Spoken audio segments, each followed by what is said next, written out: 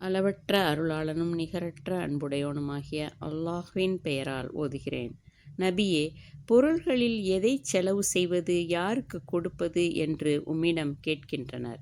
அதற்கு நீர் கூறுவீராக, நன்மையைக் கருதி நீங்கள் எத்தகைய பொருளைச் செலவு செய்த போதிலும் அதை தாய் தந்தை, சுற்றத்தார், அனாதைகள், ஏழைகள், வழிப்போக்கர்கள் ஆகியோருக்குக் கொடுங்கள்.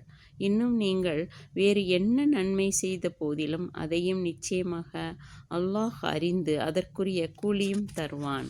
நம்பிக்கையாளர்களே, போர் செய்வது உங்களுக்கு வெறுப்பாய் இருந்தும் உங்களையும் உங்கள் மார்க்கத்தையும் காப்பதற்காக அது உங்கள் மீது கடமையாக்கப்பட்டிருக்கிறது.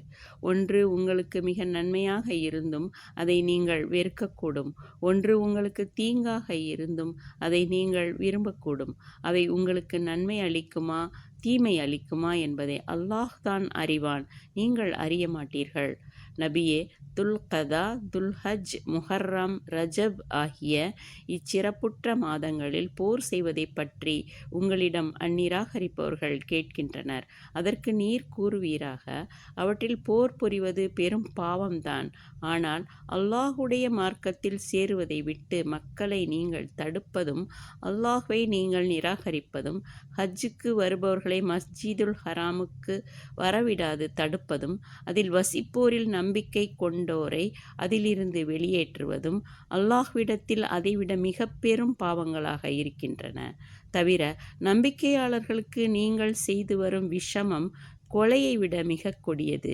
மேலும் நம்பிக்கையாளர்களே, நிராகரிப்பாளர்களாகிய அவர்களுக்கு சாத்தியப்பட்டால் உங்களை உங்கள் மார்க்கத்தில் இருந்து திரும்பிவிடும் வரை உங்களை எதிர்த்து ஓயாது போர் செய்து கொண்டே இருப்பார்கள்.